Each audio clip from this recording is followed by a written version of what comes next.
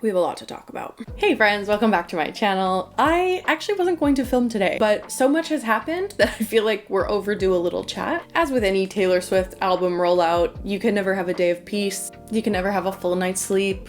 There's a countdown happening every 3 minutes, and I love it. I honestly love the excitement so much, and I live for every little drip throughout this rollout. I have a little mug of tea. I thought we'd sit down and chat. I started writing out notes for this video because I was like, do I have a lot to say? And then it turned out I had a lot to say. So let's just have a little catch up on everything Showgirl we know up until this point. I'm filming this on September 27th, so at this point, this is the up-to-date information that we have. And I just want to go through what we know so far, talk about maybe some theories that I have, some theories I've seen online, and just get excited about what this new Showgirl era is gonna feel like in less than a week. Oh my god. So grab a cup of tea, grab a snack, and let's get into it.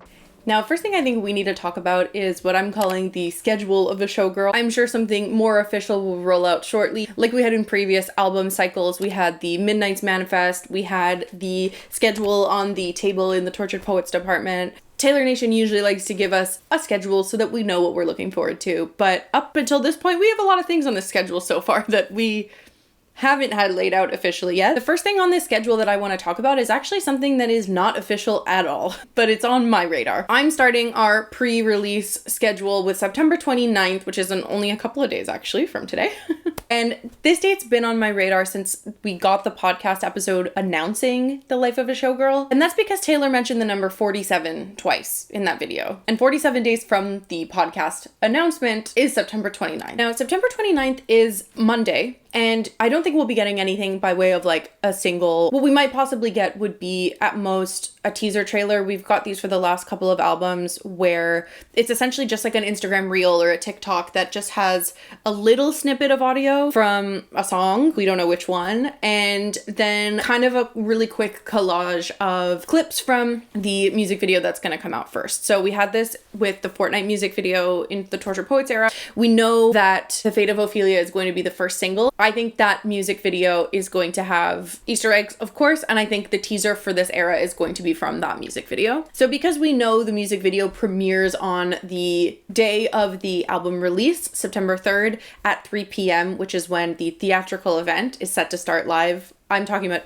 Eastern time for all of the times I'm going to be mentioning in this video, by the way. We know that we're going to be seeing the music video on the Friday of next week, so I think it's likely to get some sort of teaser trailer in the days leading up to that. So I think Monday would be a good day for that. I don't know what else she has up her sleeve, but I'm looking at Monday as a date where something might happen that we're not expecting. Now, starting the official schedule, we're looking at September 30th for the first date of the Spotify pop-up event in New York City for the Life of a Showgirl release. This is running from September 30th until October 2nd, so up until the day before. We had a very similar event happen during the Tortured Poets release. The Tortured Poets department pop-up was in LA. We had a lot of Easter eggs hidden within. So those are dates that I'm really going to be looking online to see what fans are posting and to see what people are finding in the pop-up. Then we have October 3rd, and a lot is happening on October 3rd. We have, of course, the release at midnight, and during release day, the theatrical release party, which is running from the 3rd to the 5th of October, where the music video premiere for The Fate of Ophelia is going to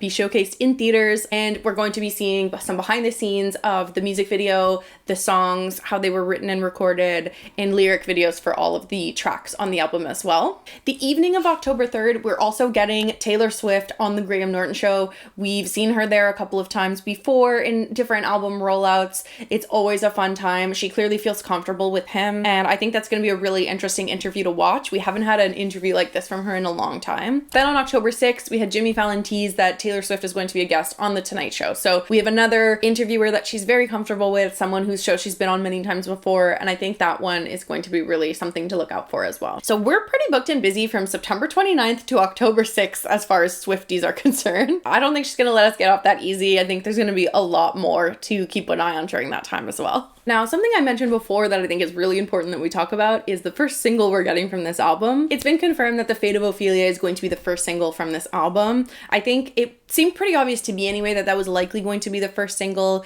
The themes that we're seeing just from the title alone really seem to tie and bridge together the events of Tortured Poets and what seems to be the content of Showgirl really nicely. I think we're really going to be looking at how we went from Tortured Poets to this Showgirl through exploring the themes of Ophelia in Hamlet. One thing that stood out to me right away was that we did get a little snippet of Taylor talking about this on Instagram. Immediately, the backdrop reminded me of the famous Ophelia painting by John Everett Millais. It's very clear that that is the inspiration for the visual of that backdrop. So I'm curious to see how that gets tied into the music video itself. So yesterday, the desktop version of Spotify finally revealed the track lengths and the tracks that are explicit on The Life of a Showgirl.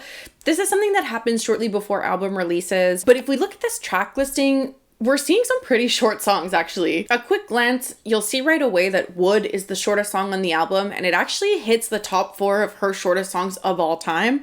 There aren't a lot of songs in her catalog that sit around the 2.5-minute mark, and it is kind of surprising to see more than one song like this on this album, considering the album itself is so short. If we look at past Max Martin Taylor Swift collabs, the tracks tend to average about 3.5 to 4 minutes. So seeing a 2.5, 2:45 length track is actually kind of a brand new thing for them as a team. After Wood, Actually Romantic is the other shortest song, and it's only longer by like 15 seconds. So it really is interesting, and I'm curious to see how those songs deliver. If we think of songs that are similar in length to tracks like Wood, we're talking about songs like Glitch, Now That We Don't Talk, which is a song that I think is regarded by most Swifties as a song that needed to be longer. So I'm curious to see what the song Wood is about. There are so many things surrounding it now that are very curious. And it's slowly becoming the track I'm most looking forward to hearing, just because I have no idea what it's going to be about. To the other side of that token, that does mean the longest song on the album is track 5, Eldest Daughter. And if we weren't already afraid of this, myself as an eldest daughter, I know this song is going to destroy me. And the fact that it's the longest just means she had a lot to say about this. So fear. One thing that stood out to me is that we don't actually have a lot of non-explicit tracks on this track listing. It stood out to me that Fate of Ophelia is one of the tracks that is not explicit,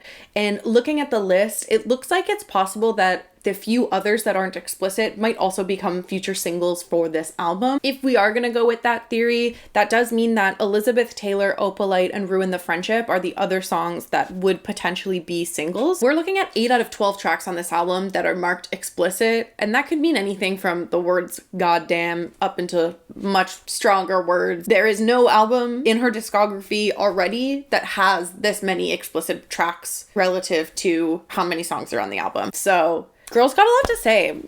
And I guess after Down Bad, like, she really can have a song that says anything in it, because that whole chorus was swearing. So she's broken the mold, I think, on like her being the goody two shoes. Like, we know she's going to be saying some stuff for sure. And I, for one, cannot wait. The track lengths really do give us some really interesting insight into both how long this album is going to be and also how the breakdown of this theatrical event is going to look too. We know that it's been confirmed that the theatrical release party of a Showgirl is going to be 89 minutes long, because of course it is. And that means that we have twice as much content as what's on the album in this theatrical release.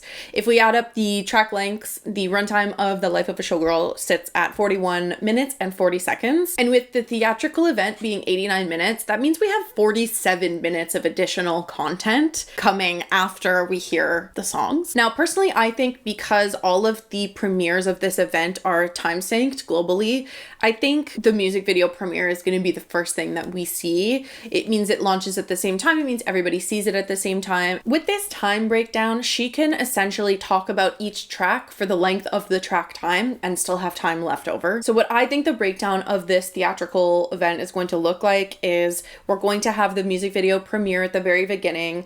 I think we are definitely going to see a countdown before it starts.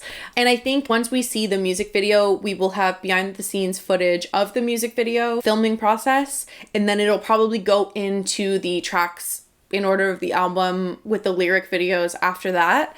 I'm assuming it'll go like lyric video behind the scenes of the track, lyric video behind the scenes of the track. That's just how I imagine it being broken down. But like I said, she has plenty of time to talk about each track and show us things with time left over. So I think it's possible that the music video will have some, you know, cinematic elements to it, not dissimilar to maybe the Bejeweled music video. I think it's possible that we also maybe get some celebrity cameos and that sort of thing in this video as well, which I am very excited to see. Similar to the Eras Tour film, I do expect Taylor to show up at the premieres. I think because the Spotify event is happening in New York, it kind of puts a pin in the map that that's maybe the premieres that she'll attend.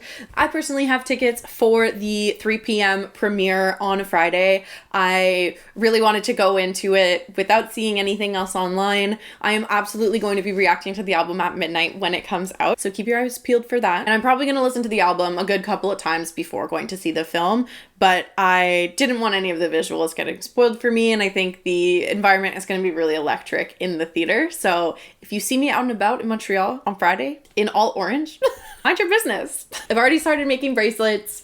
I'm really excited. I think it's going to be so much fun, and I really hope I have the courage to trade with people this time, because at the Eras Tour film, I just didn't. I was too nervous. I still have so many bracelets from that. But speaking of Taylor showing up to things, the late night talk show circuit is something we have not seen her do in a hot minute. I'm not surprised at all that Graham Norton and Jimmy Fallon are the people she's choosing to do these with.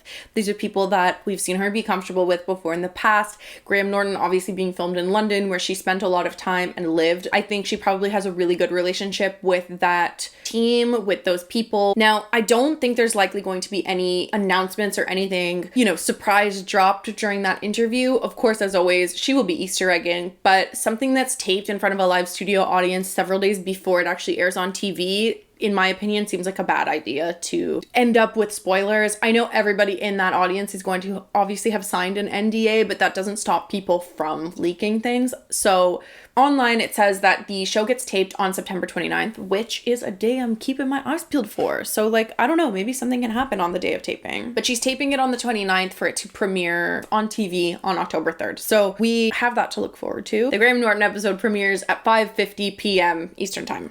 The Tonight Show with Jimmy Fallon, however, does get taped the day of. So it usually gets taped in the afternoon, and then the episode airs at 11:35 p.m. So there's more of a chance that we might get some secret surprise things happening on that day. It is also 3 days after the release date, so it's possible she has little tricks up her sleeve. She clearly has a good relationship with Jimmy Fallon. She's been very comfortable on his show before. We know her mom has sent in clips to the show. And that does bring me into another point. I think Saturday Night Live is something to keep an eye on as well. We know they've announced the first 3 weeks of hosts and musical guests, and we didn't see Taylor. I thought it was interesting that October 4th was the first episode of this season. I thought that could potentially be a date that we see her on Saturday Night Live, but I am keeping my eyes peeled to see if there is going to be any Saturday Night Live hosting in the future.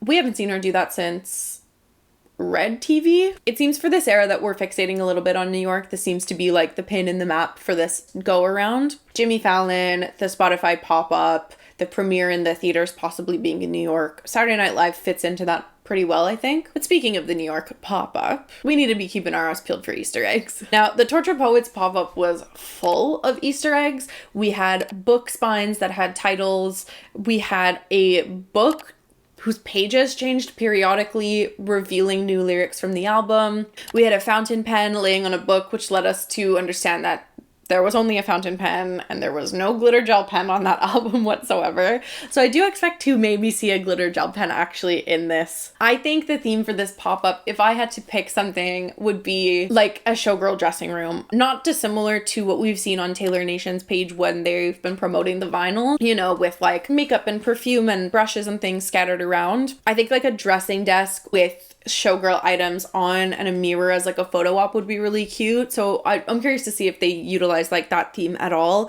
The perfume and the jewels and that sort of thing also like really leans into the Elizabeth Taylor of it all. So I think those would be really obvious Easter eggs to put in. Maybe some opalite jewelry, things with feathers and sequins, you know, be your standard showgirl aesthetic. Maybe like a wish list on the desk, a piece of jewelry that has a shiny bug on it, just like calling back to things that we've already seen her mention. The real question is, will there be an orange door? I think there might be an orange door. But that does bring me actually into the next thing I want to talk about, which is things that are probably lyrics. We've had quite a few vinyl variants come out this era so far, and all of them have had names, and the vinyl colors themselves have had names as well that all lead me to think that these are all lyrics that we're going to see throughout the different tracks of the album. I have a list and I'm just going to go through them real quick, but some of the stuff that we've seen as names for things, we have the Sweat and Vanilla Perfume as the standard edition vinyl. I'm curious what song that's going to pop up into, because obviously she's explained to us that the cover, the base cover art is her in the bath at the end of the Eras tour. So it's possible that she's going to be talking about how she's sweaty at the end of a show, but she still smells her vanilla perfume. I think we know that she wears like a vanilla oud. Isn't that like the Tom Ford one? Anyway, I think that's going to have something to do with her finishing the show. But Elizabeth Taylor was also known for her perfume, so it's possible that these sort of elements might end up in that song. That vinyl was called Portofino Orange, and Portofino is a place in Italy. It's well known for its orange buildings that are essentially the shade of the vinyl. We know she spent some time in Italy with Travis during the Eras tour, during the European leg. I think it's likely that maybe she doesn't reference Portofino exactly, but I do think she's going to have a song discussing, you know, these little getaway trips and these things that were happening in her life while she was on tour. That does also bring me into the other variant that I think ties together with this, which is the "And Baby That's Show Business for You" variants. The two colors were not actually colors. One was called Lovely Bouquet and one was called Lakeside Beach. And I wonder if, you know, Lake Como, the Lake Como of it all, we know she spent time there with Travis in Italy as well. So Lakeside Beach, Portofino Orange, Lovely Bouquet, I think these are all things that we're going to see in the same song. My guess is going to be actually Romantic if I had to pick one, but I think these elements tie together well, and I think there's a possibility that they fit sort of in the same song. Then we have the CD variants that she titled separately but kind of went together. So they were a flow-on title from The Life of a Showgirl. So we had The Life of a Showgirl, It's Frightening, The Life of a Showgirl, It's Rapturous, The Life of a Showgirl, It's Beautiful. And I think It's Frightening, It's Rapturous, and It's Beautiful are all going to be lyrics from the same song. I think it's possible that they could be from The Life of a Showgirl, as she's describing the life of a showgirl. I don't know for sure what song that those lyrics are going to come from, but I think that they will be lyrics all together from one song. Maybe like a changing chorus vibe where, you know, each time she gets to that lyric, it's a different thing. Then we have the Shiny Bug. Now, she's very perplexing to me, this Shiny Bug. She's referred to herself, you know, in her glittering prime. In I Can Do It with a Broken Heart, she talks about, you know, the light refracting off of her bodysuit and all this stuff. So she could be the Shiny Bug. It could be jewelry that's a shiny bug. It could be an opalite shiny bug. The shiny bug could be on a piece of wood. There's a lot of ways this bug can tie in. And I can't wait to find out personally, because I have no fucking clue. I genuinely have no idea what she's talking about with this Shiny Bug, but I like it. I think it's a bit silly. I think it's a bit fun. Now, the Shiny Bug variants did just have color names. We had Wintergreen and Onyx, and we had Violet Shimmer, I think. Violet stood out to me because Elizabeth Taylor had been referred to as having violet eyes. That was something that she was known for, that just the particular shade of blue of her eyes looked violet in some light. And in the CDs, one of them did come with a charm that had a violet eye. So I think we're going to be coming back to this. I think whatever song Shiny Bug is a part of might be Elizabeth Taylor. Scarabs are shiny bugs, and if that ties into Cleopatra, which is an Elizabeth Taylor film, maybe that's how we're piecing these things all together. Excited to see. Then we have the Tiny Bubbles in Champagne. Now, these two vinyls, I think the name of this vinyl variant and one of the names of the pressings might go together as two lyrics, like that flow together. So we have the Tiny Bubbles in Champagne, under bright lights, pearlescent. So maybe the bubbles are under bright lights and they look pearlescent in the champagne in the lights. Maybe the Shiny Bug is under bright lights, pearlescent. I have a feeling those things go together. And then the addition that came after that was red lipstick and lace. And so I think all of those elements are definitely going to be lyrics that we see at some point. Opalite is pearlescent. Maybe those are lyrics from Opalite. And then finally, the most recent edition that we've seen, which probably I think will be the last edition, was the Target exclusive, which by the way is only exclusive to Target in the US. For international, it's available on Taylor's website if it's still in stock. But This edition was called Summertime Spritz, and it was titled The Crowd is Your King. The Crowd is Your King. Yeah, I'm really not sure what to do with that one. Summertime Spritz does make me think of champagne, does make me think of Italy, does make me think of some of the other things that have popped up. So it's possible that some of these lyrics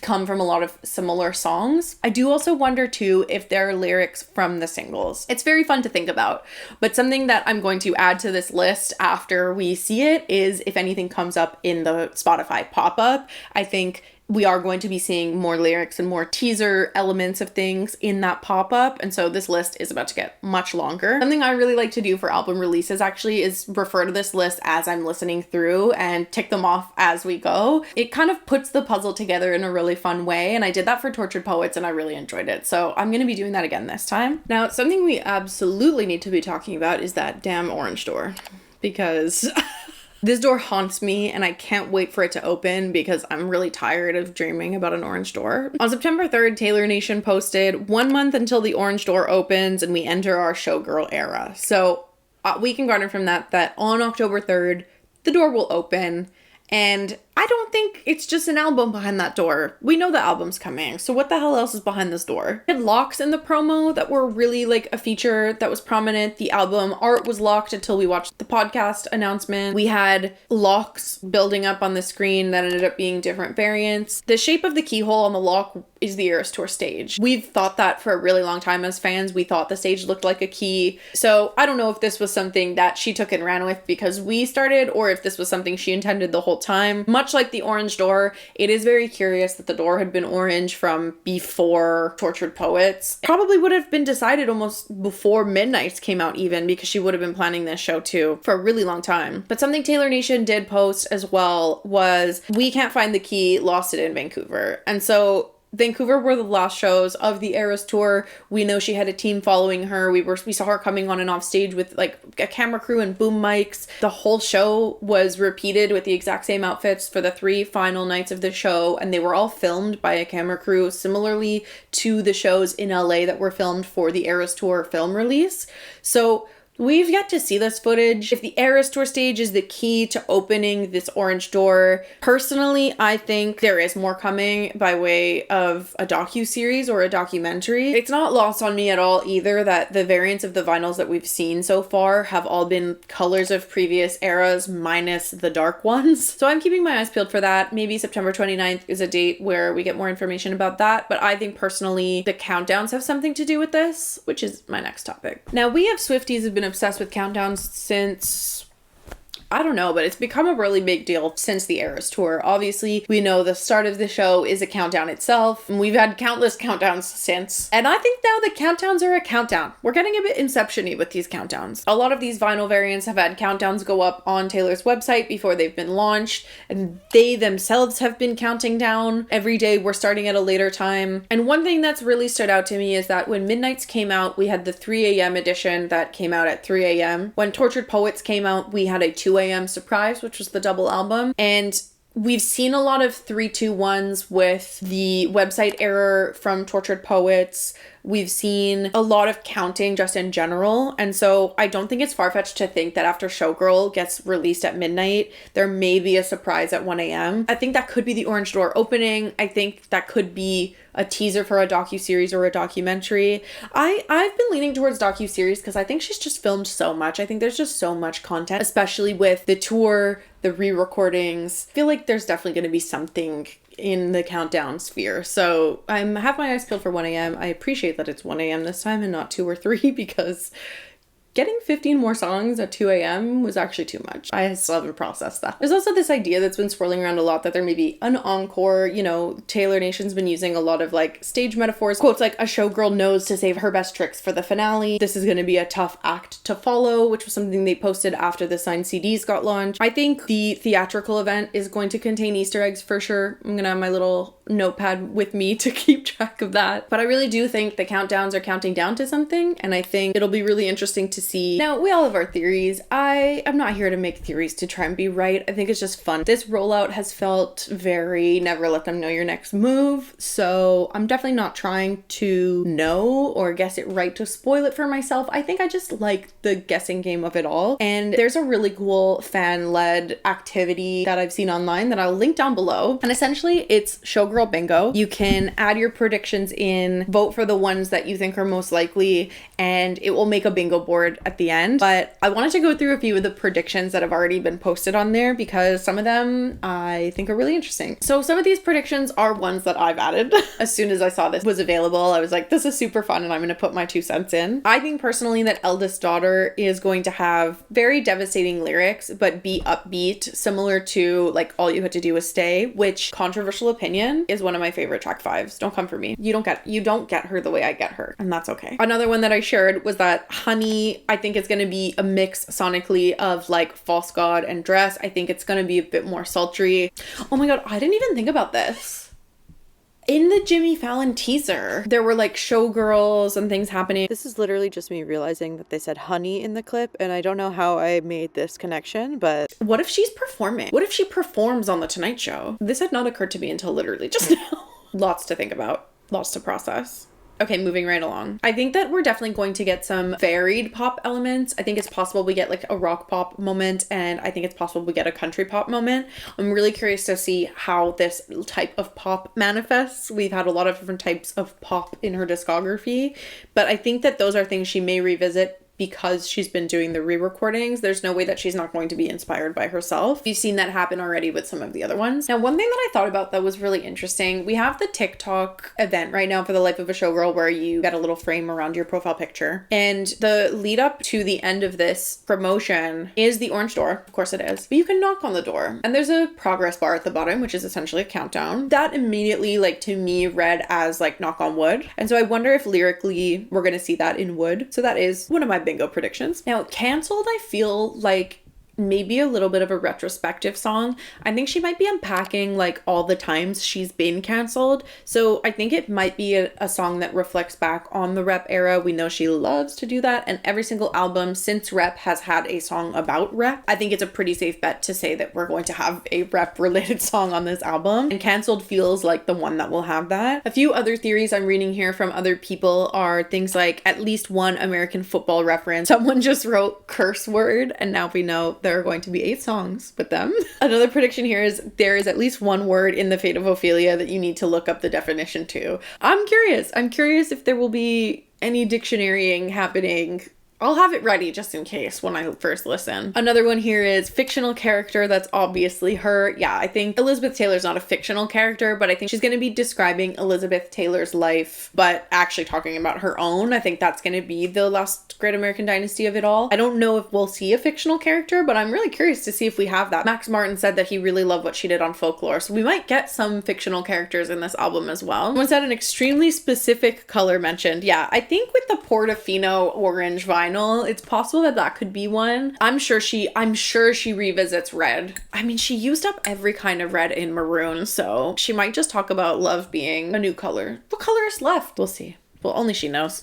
Ooh, somebody wrote a Don't Blame Me style vocal run. I would lose my mind if we get Reputation vocals. I hope we get some vocal runs. I hope she really pulls out the vocals this time. Alcohol reference, for sure. That should be your free space in the middle of the bingo board. Like, of course, Homegirl's gonna sing about a drink. Ooh, someone wrote reference to a broken mirror or shards of glass. I think that's very likely. If we look at the album art, they've all had shattered elements of the cover, and I think she's gonna use the word shattered to refer to herself, like being exhausted, shattered at the end of a day. But then it's gonna have a double meaning. I think we're gonna get a lot of stuff like that in this album. I think the slowest song on this album is still gonna be pretty upbeat. I'm seeing a few people talking about how there might be like a New Year's Day type song or something like that. I don't think we're actually gonna get like a fully slow song. I think if we do get a slow song, it'll be something like Delicate, where it still has a beat, it's still a pop like hit, it can still chart, but it's not slow vibes. I think we are past that. I think we're in a bright and upbeat era. But above all, I think we are going to get references to stars, glitter, shimmer, and Clairbow. The last line is, "The future's bright, dazzling." And it sure is.